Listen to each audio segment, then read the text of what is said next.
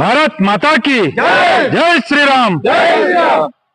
Vikarabad పురపోరులో Bharatiya Janata party చేస్తున్నటువంటి ఒక ప్రచారాన్ని చూసి అధికార పార్టీ కానీ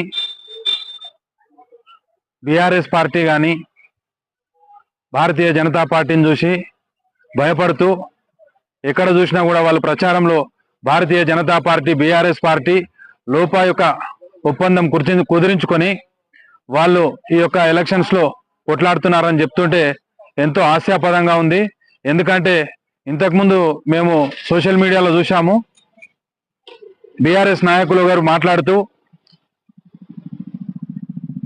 కాంగ్రెస్ నాయకులు మాట్లాడుతూ మన వికారాబాద్ లో భారతీయ జనతా పార్టీకి ఎక్కడ కూడా పుట్టగతులు లేవని చెప్పి చెప్తూ ఉంటే మాకు చాలా హాస్యాస్పదంగా అనిపించింది. ఎందుకంటే వికారాబాద్ లో మేము ఏ వార్డుకు పోయినా కూడా ఆ వార్డులో భారతీయ జనతా పార్టీకి బ్రహ్మరథం పడతా ఉన్నారు. ఇవాళ మేము ఖచ్చితంగా గెలుస్తా ఉన్నాం.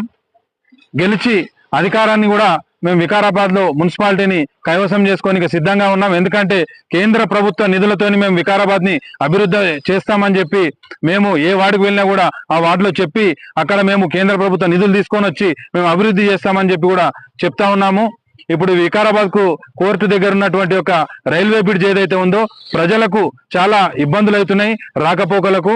దాని గురించి కూడా మేము మాట్లాడి కేంద్ర ప్రభుత్వం నిధులతోని ఆ యొక్క అండర్ పాస్ బ్రిడ్జిని కూడా మేము శాంక్షన్ చేయించాము. అతి త్వరలో అది కూడా అయిపోతుంది. అదేవిధంగా రామాయగూడ దగ్గర ఉన్నటువంటి ఒక రైల్వే బ్రిడ్జ్ ఏదైతే ఉందో దాన్ని కూడా అండర్ పాసింగ్ దానికి కూడా నిధులు విడుదలయ్యాయి, అది కూడా శాంక్షన్ అయ్యింది. కాబట్టి అది కూడా అతి త్వరలో పూర్తవుతుంది. కాబట్టి మరి వికారాబాద్ లో ఉన్నటువంటి యొక్క ఏవైతే సమస్యలు ఉన్నాయో అవన్నీ కూడా మేము మా యొక్క కేంద్ర ప్రభుత్వ నిధులతోని మంచిగా చేసి రోడ్లు గీడ్లు కానీ అన్ని చేస్తామని చెప్పి తెలియజేస్తా ఉన్నాం. మీరేమనుంటే బీఆర్ఎస్ బీజేపీ చీకటి ఒప్పందం కుదిరించుకున్నదని చెప్పి మంత్రి శ్రీధర్ బాబు గారు ఒక ప్రచార సభలో చెప్పడం జరిగింది. ఎవరు చీకటి ఒప్పందం కుదిరించుకున్నారు, ఎవరు ఎవరితోని వ్యాపారాలు చేస్తున్నారు ప్రజలందరూ కూడా గమనిస్తా ఉన్నారు. ఇవాళ బీఆర్ఎస్ తోని వాళ్ళు ఒప్పందం చేసుకొని వాళ్ళు చేస్తున్నటువంటి ఒక వ్యాపారాలు ఏవైతున్నాయో ప్రజలందరూ స్పష్టంగా గమనిస్తున్నారు. మీరు చెప్తే నమ్మే పరిస్థితులు లేరు. ఇవాళ భారతీయ జనతా పార్టీకి ప్రతి ఒక్కరు కూడా పట్టం కట్టడానికి సిద్ధంగా ఉన్నారు. ఎక్కడైనా కూడా కౌన్సిలర్ బీజేపీ నుంచి పోటీ చేస్తే ప్రజలు వాళ్ళ సొంతగా వాళ్ళే చెప్తా ఉన్నారు, మేము ఈ రోజు బీజేపీకి ఓటేస్తాము, భారతీయ జనతా పార్టీని గెలిపిస్తామని చెప్తున్నారు. అదేవిధంగా ఇవాళ మధు కాలనీలో మన స్పీకర్ గారి యొక్క కూతురు గారు పోటీ చేస్తా ఉన్నారు. మరి గతంలోనే ఇది కాంగ్రెస్ ప్రభుత్వం ఉంది, ఇక్కడ ప్రభుత్వం ఉన్నప్పుడు మరి ఇక్కడ ఎక్కడ రోడ్లు చూసినా కూడా మేము ఇవాళ తిరుగుతా ఉన్నాం. ఈ యొక్క వార్డులో ఎక్కడ కూడా రోడ్లు లేవు. ఇవాళ మీరు పోటీ చేస్తున్నారని చెప్పి ఇవాళ మేము మా యొక్క నిధులతో మేము ఈ రోడ్లు గిడ్లు వేస్తామంటారు. మరి ఇంతకు ముందు ఎందుకు వేపియలేరు మీరు రోడ్లు? ఇప్పుడు ఎందుకు వేపిస్తామంటారు? గెలిచినాక వేపిస్తారన్న గ్యారంటీ ఏమున్నది? కానీ మేము మా యొక్క ఎంపీ గారి నిధులతోని ఖచ్చితంగా మేము సీసీ రోడ్లు వేపిస్తాము. ఈ యొక్క అండర్ డ్రైనేజ్ వ్యవస్థ కానీ అది కూడా చేపిస్తాము. లైట్లు స్ట్రీట్ లైట్లు కానీ ఏవైతున్నాయో ఇవన్నీ కూడా మేము చేపీయనికే కేంద్ర ప్రభుత్వ నిధులతో మేము సిద్ధంగా ఉన్నాం. వికారాబాద్ లో ఉన్నటువంటి ఒక ఇప్పుడు మేము చూస్తున్నాం, స్పష్టంగా కనిపిస్తున్నది ప్రజలకు.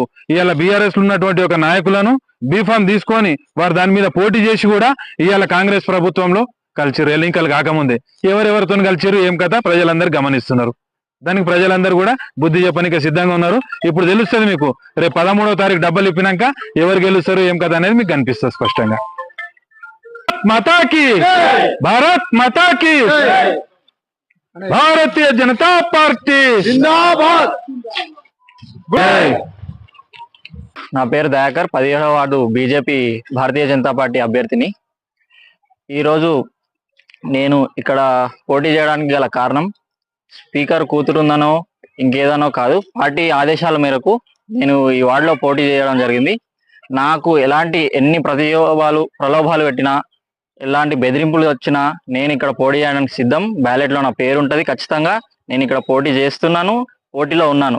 కొంతమంది కాంగ్రెస్ నాయకులు నాపై కొన్ని చివాకులు అవాకులు పేల్చడానికి ప్రయత్నాలు జరుగుతున్నాయి.